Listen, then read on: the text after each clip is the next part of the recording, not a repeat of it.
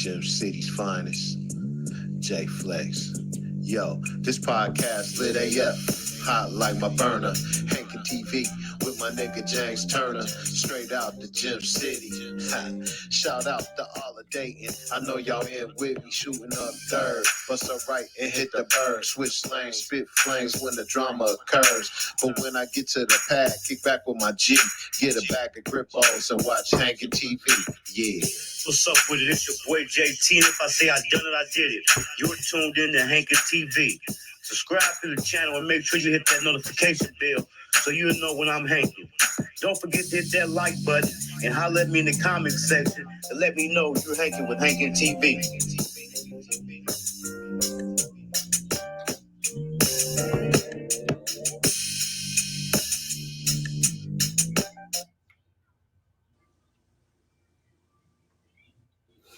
What's up? This is your boy JT. If I say I done it, I did it. And tonight, like I told you, I brought former Ohio State Senator and former Dayton, Ohio Mayor to the platform. I'm kind of nervous to have somebody with so much prestige visiting the show. But like I said, the reason the platform is to shine some spotlight on Dayton. Miss Rhine McLine, she has a lot of accomplishments. She's the first African-American woman elected to the Ohio Senate, and she's the first African-American woman that served as mayor of Dayton, Ohio. So if you can you go ahead and introduce yourself, please? Oh, I sure will, JT. JT, it's just a pleasure that you thought of humble me to ask me to be on your show. This is exciting for me because, I'm moving in. I'm a primitive modern woman. So getting into what you call the digital and technology era is something that is really special. And I'm trying to adapt. And so you want to hear a little bit about me is that I grew up in Dayton, Ohio, mainly between here and Trenton, New Jersey, where my mom lived. My parents divorced when I was very young, but I lived with my grandparents and my father, and we lived at the funeral home, which used to be on Germantown Street that my grandfather established in 1932. So, it's not much, we're just hardworking people that just cared about our community, and that's what we do. Right. So the people to know how you got into politics and about the funeral home, explain a little bit about your dad. Okay. Well, there wouldn't be no me in politics if it wasn't for my dad. So how it was that my dad had been a state rep for 22 years. And in the last time he got elected, he was been fighting prostate cancer. And I want to put a plug in, men, you need to have it checked out because by the time that he got it and recognized it, it was too late. And you don't have to do that anymore. It doesn't have to be a death sentence for you, men. So I'm just going to put that plug in there for you about prostate cancer. The way Ohio operates that if the sitting representative wants to nominate someone to take their place for whatever reasons, it is agreed to by the minority or the majority leader of that political party and the local party. And so my dad wanted me to finish out his term if he didn't live. And a lot of people were surprised he chose me. Nobody could have been more surprised than I because I was like, I'm a girl. And back in that day, girls just weren't seen as doing those kind of things. And so once I got appointed, I decided to run because I didn't want people to think that my father had made a bad decision by choosing me. So I worked really hard. And when the opportunity came to run for state senate, I said, well, I'll at least take what my dad did and take it to another level on the foundation that he had built. And lo and behold, I became the first African-American woman state senator in Ohio. I went on to become the first female minority leader within the Senate and went on to become the longest serving vice chair of the Ohio Democratic Party, and as well as I served a couple of times as the interim chair, which was the first time an African American period had even been in that position. And so if it wasn't for my father and my grandfather's foundations and hard work and community development, that I never could have accomplished what I did, because I never lost sight of it's all about the people. And let me just say this. And when it comes down to serving our people, you got to serve our people down to the bowels of your soul, because a lot of times they're not going to be appreciative of what you're trying to do, but you got to stay prayerfully focused and do what's right for our people. Our people have been through a whole lot, and sometimes, they pick on the wrong people and try to destroy ourselves. So I used to say all the time, I can't be successful. By the time I get finished fighting white folks and black folks, I'm too tired to succeed. The only thing I can do is just maintain. Right. Well, you're definitely a woman of great resilience. So how did your dad get into, for the people out there that don't know, the McLins have a funeral home. It's it's a popular funeral home in Dayton. So how did your father get involved with the funeral home business? Well, my grandfather came here from he originally was from Tennessee, but he came through Detroit. And my grandfather actually wanted to be a doctor, but he didn't have the money back in that day to be a doctor. So the closest thing to being a doctor was a dead doctor, and that was an embalmer and a mortician. He did his apprenticeship with the Diggs Funeral Home up in Detroit. And from Detroit, they moved to Dayton. And in Dayton, 1932, they opened the funeral home on the corner. It's no longer there, but it was on the corner of Germantown and Krug Street. And that's where the family established this business. And also, not only were they in the funeral home business, they also had a nightclub. And the nightclub was called the Farmdale, which was in Hog Bottom. But that's another story. But that's how we started. My grandfather ran for office, and when he ran for a city commission, they poured acid on the sidewalks in front of the funeral home. In fact, the community came together to guard the funeral home.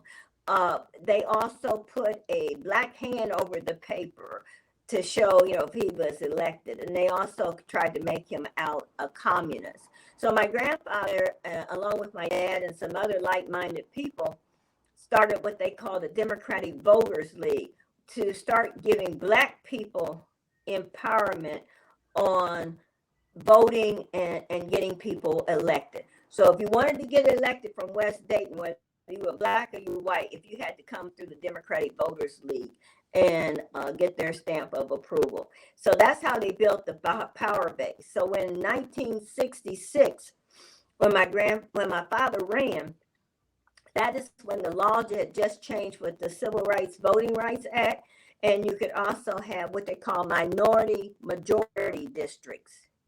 And that's how African Americans were starting to get elected to the legislature. And that's how my father got there. So far as with all your runs and campaigning and stuff like that, especially being like so deeply rooted back when blacks first got voting rights or couldn't vote, what is a message you would give to our young people about how important it is for them to vote? Because for some reason people think like they vote don't count.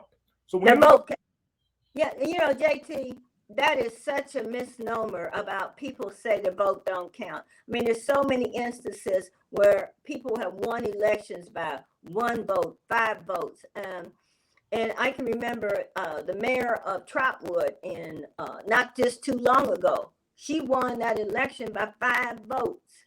So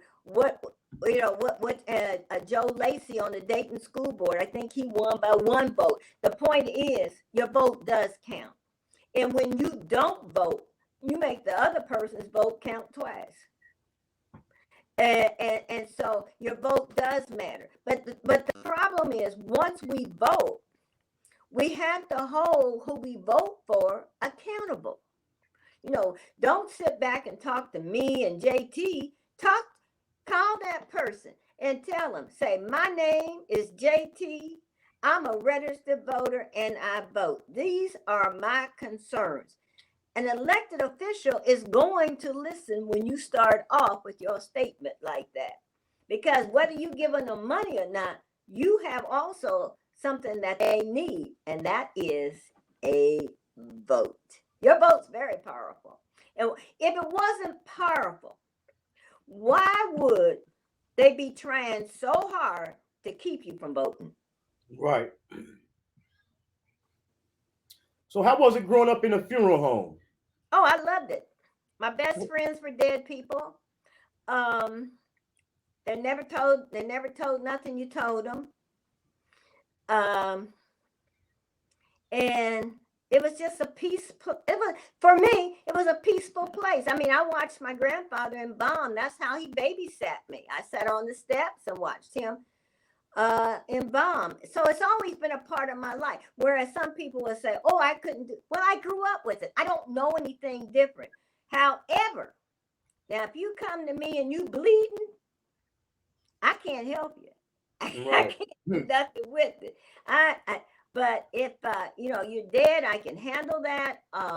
Watching people go through the grieving process and to come out on the other side, that's therapeutic for everybody. I think that it used to be, but let me just say this, when I was growing up, oh my God, I got teased so much about living in a funeral home and people being scary and stuff like that. However, I want to say that in today's time, there used to be a time where Black people respected funeral homes, they respected cemeteries, they respected churches, and they respected schools. Black people don't respect nothing as a group anymore on those things that we considered sanctified. Right. And that's hard to embrace coming up from where I came from. I mean, there was sacredness about a funeral and death. There was sacredness about going to a church. It was sacred about how we looked at schools and things like that. That is not in today's culture. Right. So but we, JT, as the elders, it's our responsibility to help start shaping and changing that. Right. It most definitely is. So you actually grew up inside of the funeral home? Absolutely. You lived there? Yeah. See, remember now, let me give you a little lesson in funeral business. The difference between a funeral home and a mortuary. A funeral home is where somebody actually lives in it. A mortuary is the business of the funeral home. And so today you have mortuaries. But you got to remember, back in those days, you didn't have no cell phones. You didn't have no pagers or beepers. So you lived there. And if people wanted you, if they didn't call you, they came to you. Yeah, yeah. So what age did you first deal with a body? Well, I've always been around me. Like I said, my grandpa was like 5 to 6 years old. I watched him embalm. I ended up going to, in Ohio at the time, you could have 2 licenses. You could be a funeral director, but you not necessarily have to be an embalmer. But if you're an embalmer, you're a funeral director. So I went to Cincinnati College of Mortuary Science and got my embalming degree, my associate degree in mortuary science. My father was a graduate of Cincinnati College of Mortuary Science, and my brother is a graduate of Cincinnati College of Mortuary Science. So it wasn't until the 80s that I became that was started to be able to be eligible to embalm. Okay, so growing up in a family funeral home, family roots, with politics, which route did you want to take out of the two? I probably would have the one place where I felt most comfortable was running the funeral business. I enjoyed that. I got a chance to use a lot of my skills that I had gotten in school and around. That was probably the hardest one to let go, to go into the politics, because politics was I never saw myself in politics. I watched how my father operated. I was always on the sidelines, and how backbiting and how deceitful and mean people could be and tell lies on you that never had any foundation. And in spite of that, you help these people, Right. and you look for the common good, and so I was like, I don't want a part of this. I don't want nothing to do with this. I would rather just be a happy mortician, um, and move on. But it wasn't meant to be. I started out as a school teacher. I taught at McFarland and at Belmont High School. Right. So as hard as it was back on when you got into politics, as hard as it was back then for blacks, especially a female. So what finally made you decide to want to get into politics? Well, because my father had laid the foundation, to I didn't want people to think that he made a bad decision. And so I wanted to take what he had laid and work as hard as I could to make sure that his living was not in vain as far as trying to pass on the legacy in politics. As a black female, and it was hard. I mean, it was really hard. Because a lot of times, black men they may like black women, but they don't like to see black women in what they would see positions of control or positions of authority. That they can be very difficult to work with. Right. So you've been a part of a lot of different committees and different parties. So what committees are you a part of now? Well, right now I really limit myself down to I'm on the Montgomery County Board of Elections, which I think is a very powerful position, especially as much as the vote is being challenged to make sure that every vote does count. And I'm probably one of 5 in the state of Ohio that actually sits on a board of elections. So each county, Ohio has 88 counties. Each board of elections has 4 people, 2 Democrats and 2 Republicans. So when you look at all of that, there's only about 5 of us in the whole state of Ohio that actually sit on a board of elections. I mean, just let that sink in. Right. I'm also on the board of Richard Allen, and I'm also on the co-op board, which is the one that oversees the Gem City market that we have. Thank goodness for that. But what I also have is I do the radio show of Funk Chronicles. I do a YouTube thing with Funk Chronicles where I interview funksters that were of the funk era that maybe didn't get a chance to tell their story. So I get to shine on them. And then as we work on getting a funk museum here, unfortunately, it's not going to be in Dayton. Dayton couldn't seem to see the value of it, but it's going to be in Trotwood, which is great because a lot of those musicians still live in Trotwood. Shirley Murdoch lives in Trotwood. The Trotmans live in Trotwood. Keith Harrison from the day lives in Trotwood. So Trotwood is probably really the best place for it to be. And then I have a radio show that I do on WDAO. called Fluff and Stuff, and I've been doing that over 10 years, and it's on every Tuesday from 10:30 to 11, and it has trivia, and it's also about me being a primitive modern woman. Right. I share that with Michael Ecton. And then, like I said before, aside from being black and then a woman, I'm quite sure you experienced a lot of racism in your climb in politics. You know, racism as an African American woman, not only do you face racism, you face sexism, and sometimes the two get all, you know, they baking a cake. You know, you don't know how many layers that cake's going to have.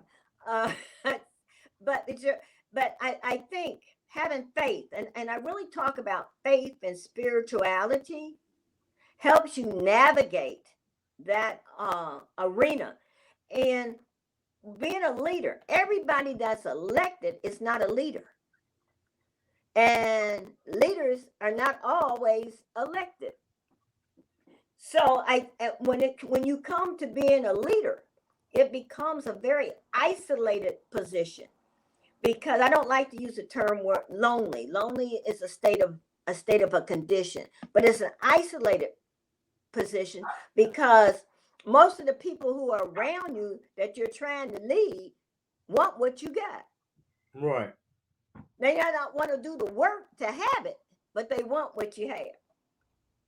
So when you have to, I've always saw myself as what they call a caboose leader. I lead from the back. I push other people in the front. Because there's a scripture in the Bible that I've always lived by, and my dad always instructed me with. It's like humility before honor.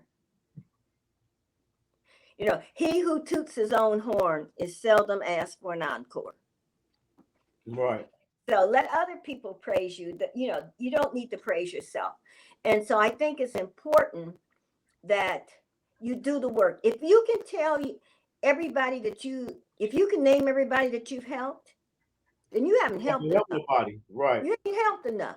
And so, you know, my goal, the richest place in the world is the cemetery, because so many people have died without fulfilling what they should have done. And so your goal is to die spent. You know, when you can say, I've done it. I've done it. I'm empty. It's time to go. But every day you wake up, you know, God's not finished with you, and you got to have purpose. Right. And I'm quite sure you had to work extra harder because people thinking something was given to you due to the standing that your father had. That absolutely. And so, you know, you have, and just being an African American, period, you got to work doubly hard just for them to think you're working. And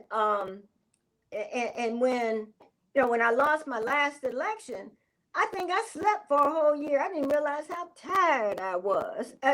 You know, it's just that you keep going because people keep hitting at you. You know, one of the songs that come to my mind, I've been talking about it a lot lately, is the song by the Disputed Truth called Smiling Faces. Mm-hmm. Okay, well, that song has just really hit home with me because it's so true. And, you know, a smile is nothing but a frown upside down, and right. People want stabbing you in the back just because they with you. But you know what? Let me just say this. If you get caught up on that and you start carrying the weight of who done me wrong and all of this, it only hurts you. Right. It only hurts you. So, you know, you just got to pray and keep going and stay prayerfully focused. I tell any young person that wants to get into the game, you got to be prayerfully focused. You got to be tough enough. You got to have some grit about you. Grace with grit, grit with grace. But you got to have some grit. And, you know, and it's a time to fight. And when you get ready to fight, you fight for, my dad taught me, you fight for two reasons. One, you fight to win. Or the second thing, you fight to raise the issue. Put it out there. Right. But you got, if you're gonna talk about fighting racism and all of that, you would do that all day long. You got to be purposeful about what you do. Make a difference. Because when you start buckshotting and all over the place, you're not getting anywhere.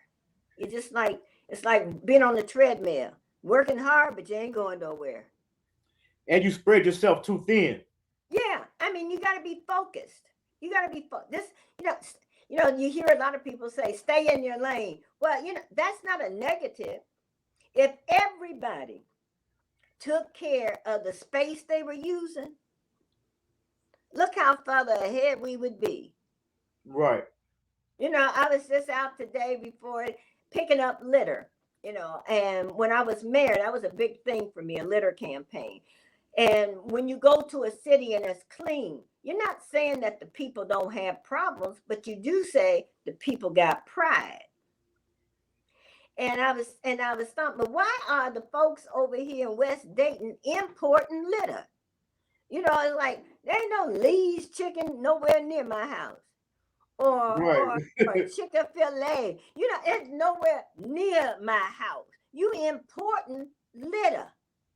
You go through them other folks' neighborhood, carry your litter till you get over here. So, and we weren't like this when I was growing up. We had respect for our neighborhoods. Right. Yeah. People didn't even have no grass. They swept the dirt so it looked good. But we don't have that anymore. We don't have that pride. That's the part that's missing. You don't see the inner pride of saying, I'm Black. I'm unapologetically Black. So by being surprising to you that your father had chose you to fill his seat, did you enjoy your time as senator? Well, yeah, when I was senator, I took on one of the tasks that my dad had started. And he started the Correctional Institutional Inspection Committee. And I visited all the prisons to make sure the inmates were treated right, and as well as the correction officers, and that inmates could have some dignity. And I thought it was, I thought it was very important to carry on my dad's legacy with that, because that's how Dayton got the Dayton Correctional Institution here. And at the time, Black people they were very angry with him about wanting to put this prison in the city limits of Dayton. I said, but the reason why was because all of the prisons in Ohio were in rural areas. So if they were in rural areas, the folks that were working in them came from rural areas, but the folks that were in the prison were coming from the urban areas. Right. And that's how that reached a head when Lucasville had the riot, where they're celebrating, they're talking about the anniversary of that riot at Lucasville. Well, my committee and we were in the middle of that. The fact is, you only can treat people so bad so long. They're gonna rise up. The slaves even rose up. Yeah. So, and the fact that the people are going to come back out, prepare them to come back out. But you got to look at it. In Ohio, I mean, we have a high number of over incarcerations. But you see, your legislature keeps creating laws so that the prisons can always be full. You always got to follow the money. At the end of the day, follow the money. And crime creates a lot of jobs. It does. It creates a lot of jobs, from the judges to the prosecutors to the attorneys to the bailiff to the police to the sheriff to the parole officer to the corrections officer to the warden. I mean, you start breaking it down, it creates a lot of jobs. The one thing you ever notice, JT, on TV, on movies, or most of the criminals are always white. That's because they're getting paid. Right, right. But in real life, they try to show most of the criminals being black people, where other people getting paid. We paying a way for them to get paid, but the criminals on TV and the movies and all of that, they getting paid. Now we speaking my language because I did 15 years in prison. I remember one time I was incarcerated. I wrote you a letter and you have responded. So one of the things you said was saying, as far as the laws and the legislative. So that's letting people know how important it is to vote. So Yeah.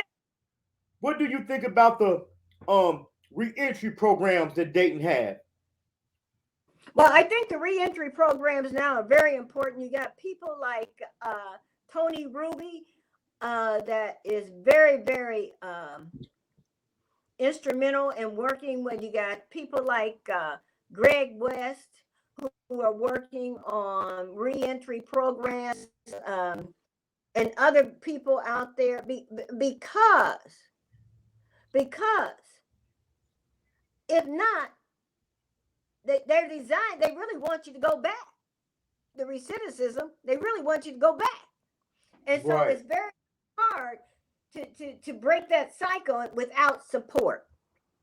And I think that those groups and those programs now are starting to realize and being serious about reentry and what it means for the economy. Follow the money, about the economy and putting people back in to the community. Remember, sometimes good people do bad things, but also there's so many laws. The police get to pick and choose what laws they want to implement and when.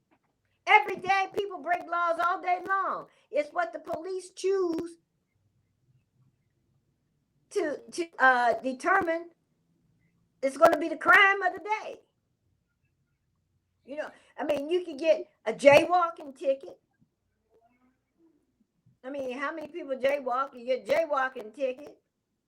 Or, you speeding ticket through a school zone. I mean, it's just so, you didn't stop at the stop sign before you turn right on red. I mean, there's just so much out there that when the police choose to use the laws against you, they got a toolbox full. They definitely do. You won an award from recreations and parks. So how does it how does it make you feel to see the parks disappearing, the recreation centers disappearing? I remember it was a time that in every neighborhood it was a recreation swimming pool. Now it seems like the kids don't have nothing to do these days.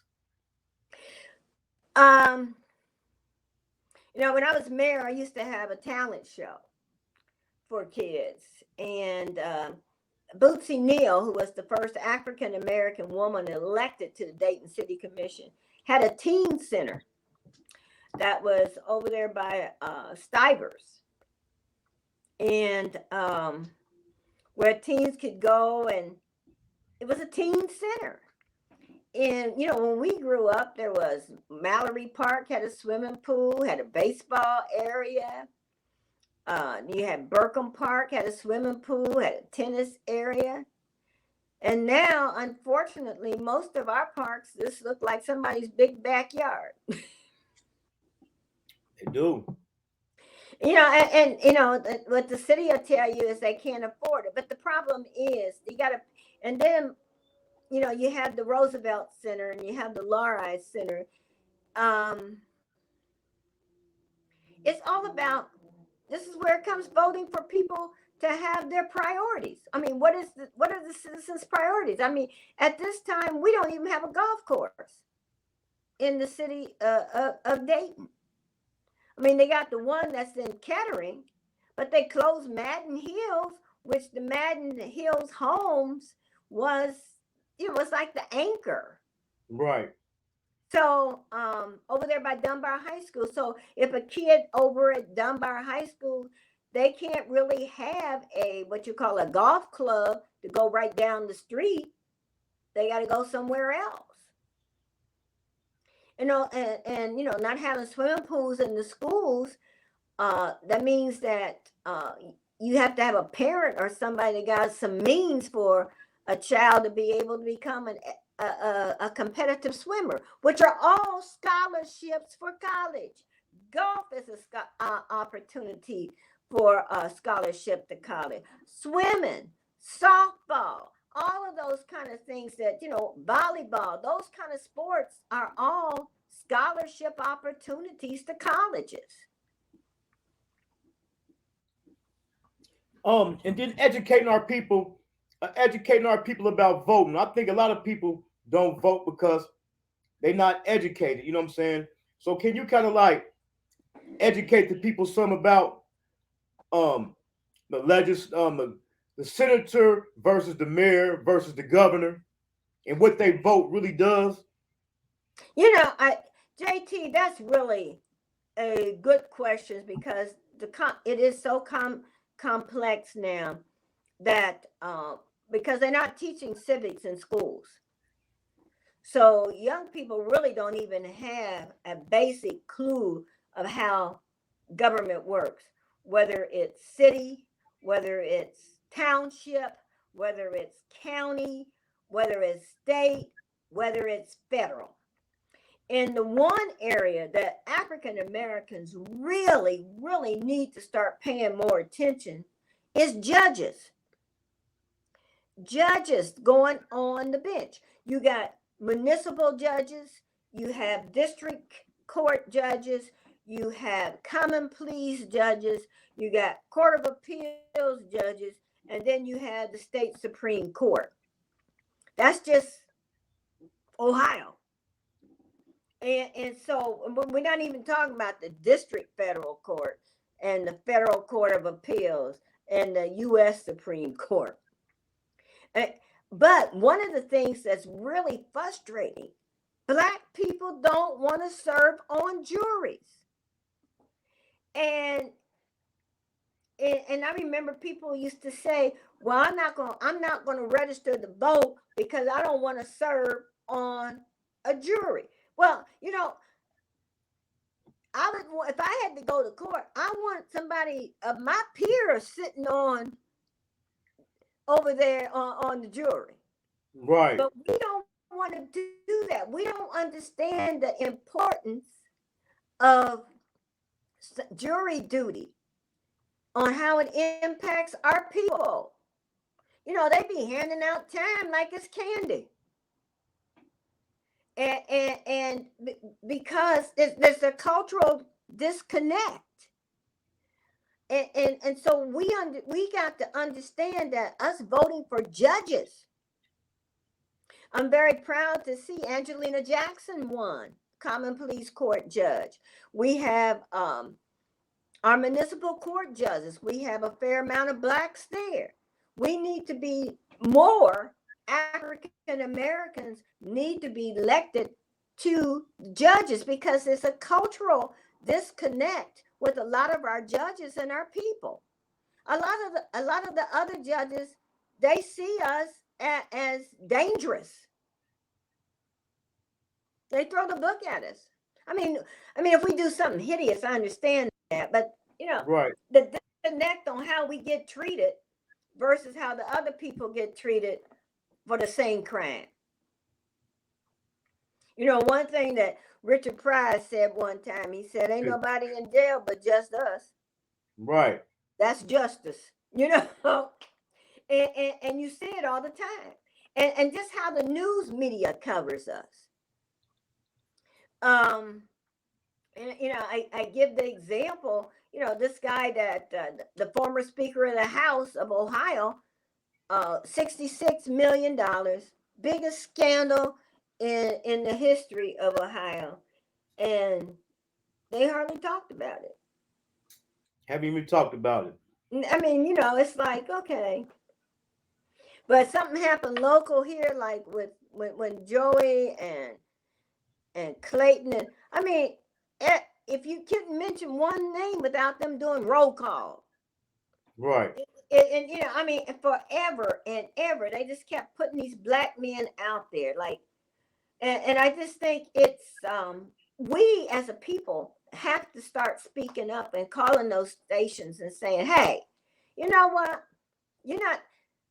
I know there's a certain amount of news that needs to be covered, but don't you think this is the overkill here? Right. What's your point? And that's what we have to get back to is and that's why voting for your judges is important.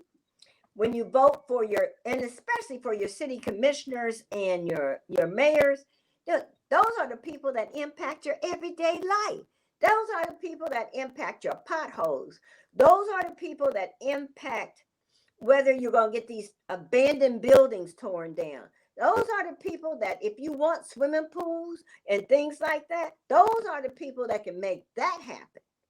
Those are the people that have when your trash gets picked up, those are the people that have the most impact direct on your life. And we don't, right now, we haven't really had, early votes been going on since April the 3rd, I think, April the 3rd or the 4th.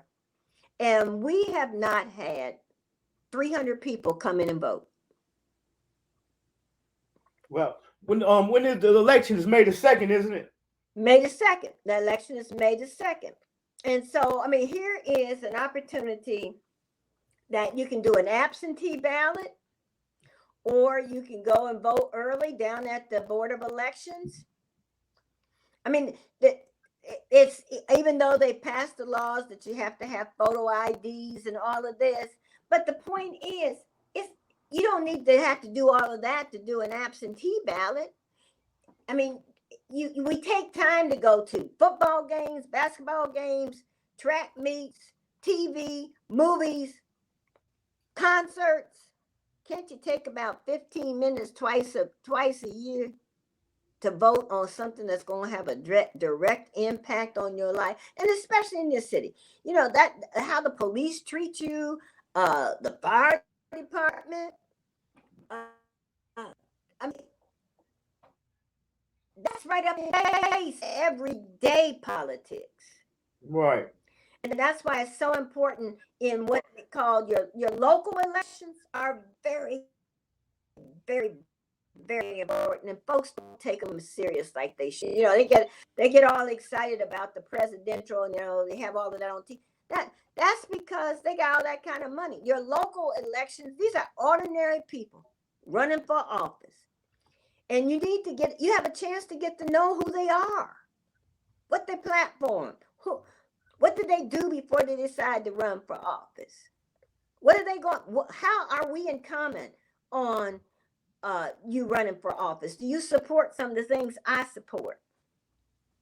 I mean, you need to be able to walk up to them and ask them. And there's no excuse on why folks should not get involved in their local elections. Right. Call your neighbor, tell them to go vote. You know, my neighbor, all the time, I'm around in my neighborhood. I'm the one, y'all vote. Come on. Do you need? They might see me out walking, delivering my absentee ballots. You need one? I'll walk on down there and give you one. I want you to vote. I talk about it every week on my radio show, voting. And think about it. When I was ready to vote, I couldn't vote till I was 21. Now you can vote at 18. I mean, and it impacts your life. I mean, think about these kids now talking about these student loans and all of that. Well, you know, you better vote for some people that are going to support that. Right. Being humble, I know you're going to give me a humble answer, but what is one of the things that you're most proud of that you had the opportunity of changing or being a part of when you was the mayor? Well, one of my favorite things that I liked doing as mayor was mayor's walks. I loved getting the city staff and the people in neighborhoods to walk through and just see what was going on, the good, the bad, and the ugly, and how the city could make a difference. That was one of my happy places, doing mayor's walks. What I was able to accomplish as mayor was one of the things was that to make sure that, because when I was mayor, and I was during the time where the recession came in there. The money was, it was tight. And we kept recycling. That was something that was very near and dear to me about recycling. We had at that time, we had lot links. I did that program where if you had a lot next to you, the city could make sure that you got it so that they expand your property. Those were kind of things, and from the legislature and coming down, the Korean War Memorial Park, that I got to see what I did from the state level to see that in the city of Dayton. I worked with Commissioner Zimmer on that, and then to see what I did from the state to help with the Schuster Center, and to see what I did with the state to help with the Dragon Stadium. So it all got to come all full circle together on all the things that I had done.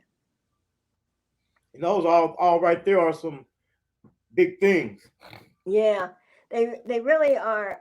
One of the things that I really wished I could have done, but at the time, it was the ball was rolling so that we couldn't stop it. And I wish that we had been able to save Roosevelt. No, the jailhouse, the jail, the county jail, the city jail, the workhouse. Yeah. I wish we had been able to save the workhouse. That's one of the things but it was too far gone by the time I got there to get rid of. But because the workhouse served a valuable purpose, and you can see the strains of what the county jail has been faced with. Right. That yeah. workhouse would have been a better place to have. So you think it's safe to say, I already know the answer, but this is a message for the people. Instead of crying, I ain't gonna really say crying, I'm gonna say complaining about things that they want to change, they need to vote. They need to vote, and once they vote, they need to hold the elected officials accountable. And you can do that several ways. You can call them, you can go to a meeting and voice your opinion, you can write them a letter, you can email them, and a lot of them you can Facebook them. So in today's time, there's no excuse on how you can't reach somebody and contact them. But you got to not only vote, you got to hold them accountable. And they can't read your mind. They what happens now, we have a lot of elected officials who have their own agenda. It ain't about the people's agenda, it's about their agenda. Right. So that's when the people need to hold them accountable. Yeah, we got to hold them accountable. I'm very upset with how where the fire was and the 5 people who died on Broadway and Negley. Well, they haven't cleaned up that trash.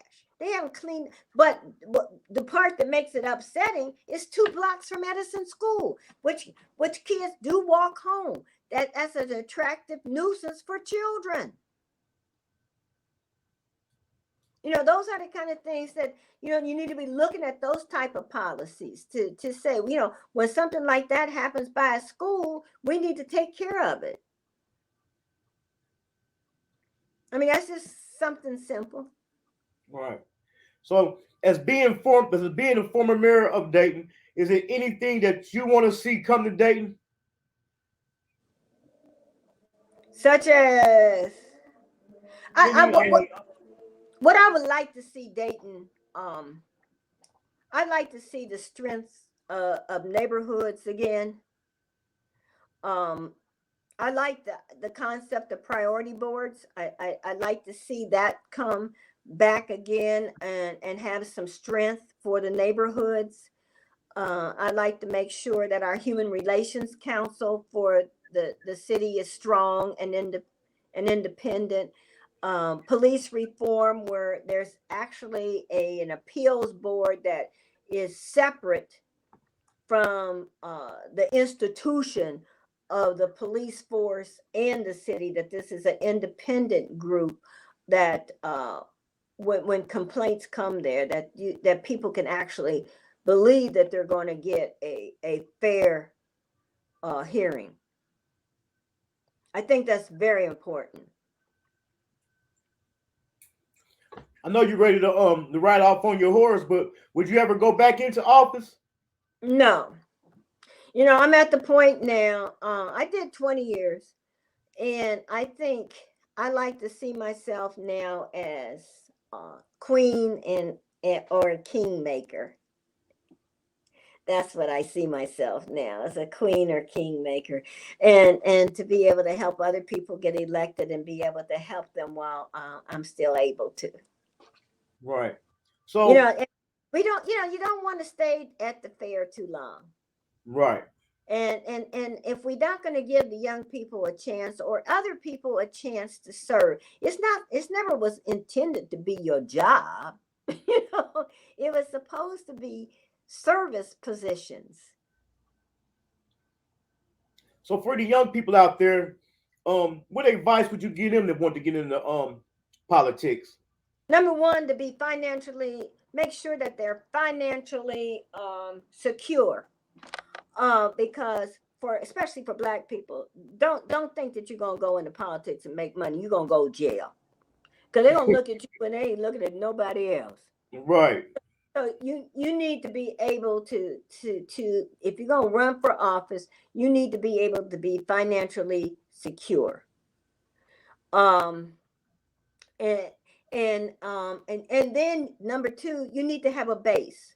You need to have, who are these 10 or 15 people I can call that believe in the work that I've done. They know that I've done some things that'll give me $100 with no question, because they believe in me and they know that I'm going to do a good job. And number three, make sure that they voted before you start running for office, to make sure you got a voting track record and that you've also worked on other people's campaigns and helped other people. Because by helping other people, that's how you secure what you call chits. If I help you, you help me. I helped you run, JT. So when it came time for me to run, I could say, JT, I need some help. And you're going to say, oh, yeah, you were there for me. And so, that's one of the things that I find a lot of times with my young people, they don't understand the difference between networking and relationships. Right. And relationships, like, JT, you call me because I know you and from the home and all of this, and we got the roots and stuff. So that's relationship. Networking is that we might be in the same room somewhere, we pass around cards, but that don't mean nothing. But there's history, relationships where you have developed history, whether it's direct or indirect, but there's history there. Right. And that's important. And a lot of our young people, and social media doesn't create relationships. No, I don't. You could, because people could do whatever they want to be on social media.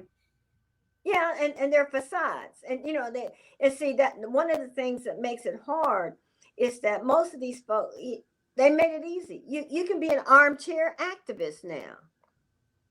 I mean, how many times you get an email, sign this petition, sign that petition. All you got to do is click, click, click. You take people like the Carlos Buforts and stuff out there with Black Lives Matter and the Black Panthers and the Chaz Amoses with, I Love West. There's a lot of groups out there doing different things. And there's room for it. But each one of those groups understand the power of the vote. Right. They understand the power of the vote. They understand that if I can get some grant money to help with this or that, or the city can compliment me with doing such and such, or furnish a truck or something like that. It's all based on relationships and voting. You got to know who you're voting for. Right. Research. Know them. Call them. Seek them out. And the one question that you always need to ask someone: Why are you running for that office? That's the best question. Why? You can find out their motives. Yeah. And And if they start off with I, then you know you got a problem. Because it should be what I would like to do. Because you can't do it by yourself. You got to right. work. When I was a state senator, there was 33 of us. When I was a legislator, there was 99 of us. When I was a mayor, it was 5 of us. But nobody can do any of this stuff by themselves. And when people tell you, I'm going to do this and I'm going to do that, then whether they know it or not, they're lying. Because you got to have some help. So what was some advice you give to young people that wanted to get into the funeral home business? That's a difficult business now. And the reason why is because if they wanted to get into the funeral business, and the reason why I'm saying it's difficult because it's evolving a lot, because it used to be where families went to certain funeral homes, and a lot of your businesses were run by families. There's still some left in Dayton, but you got the conglomerates that are doing business, and children have moved away from home. So they don't have unless the parent has it written down, they're going to go to whoever they come across. Right. So marketing would be the hardest part about going into funeral business, if you wanted to go into your own business, would be marketing. Now if you notice, some of them are starting to say not only funeral home, they're saying crematories, because a lot of people are being cremated. So I would have to look at the market to see, not here, where in Dayton, because Dayton has its fair share, and right. it would be a very difficult market to crack. But I mean, if that's something you want to do, you go work for one and see if that's really what you want to do. And then if not, you go to school, and maybe you want to work as an assistant at a corner. That might be something you want to do. You might want to go into the forensic part of it. So, I mean, there's other areas to go into besides the funeral business, and maybe you might want to become a trade embalmer. And a trade embalmer is someone who finishes embalming school, and you just go to different funeral homes and they pay you to embalm. So, I mean, there's things that you can do, but to actually start a business, say like in Dayton, Ohio, that would really be an uphill battle. But maybe a dog cemetery might be something that you would be interested in doing, because people, and especially since the pandemic, people's love for pets has increased over people. And I mean, the pet industry is huge. Yeah. I just seen on social media where somebody just had like a full-blown funeral for a dog. Yeah. They had the whole service as if it was a human. So I'm saying that you probably got right at this point in time. That might be an area that you would want to go into. Indeed, I know you got your radio show. So what's the message you got for the community? Number one is, and I say this every week, you don't have to move to live in a good neighborhood. You just need to make up in your mind that the neighborhood you live in is good. Number one. Number two, vote and be aware of what's going on in your community. 3, be kind. 4, be safe. And number 5, and give God all the credit for everything that happens in your life. period. Most definitely. And then tell the people where they can catch your show at. WDAO 102.3 FM or 1210 AM Tuesdays from 10:30 to 11 AM. Fluff and stuff. JT, thank you so much for having me. I've enjoyed this immensely. And you know what? I really appreciate this about you, JT. You have pushed it, and continue to push it. VOTE. VOTE. Folks, you got to vote. Get your vote on. And if anybody wants to reach out to you, how can they get in contact with you? I'm on social media. I'm on Twitter. I'm on Facebook. And I would say telephone book, but we don't have those anymore. But you can be I'm easy to find. 937-222-7018. Still got a landline. Still got a landline. Okay, thank you. I appreciate you for coming. I just want to kind of switch it up. And I've seen the YouTube show, and I've seen a couple other interviews you did, and I just want to kind of just switch it up and really just help to let our people know how important it is to vote. It really is, JT. I mean, I can't emphasize it enough. And I think you hit another good point today. And I don't know, we have to work it from different angles, but it's educating people on the civics of the politics, from the local government, from the township to the county, to the state, to the federal level, to understand how all of that is connected in your life, and especially starting locally. Right, because one of the things is, because like I say, and I know you done seen it, I know you done definitely seen it, is I just say complaining, I do it myself, but like the abandoned houses, the streets and stuff. And then one of the things that was most powerful is the jury. You know what I'm saying? That's one of the things people say is it's always white people in the jury.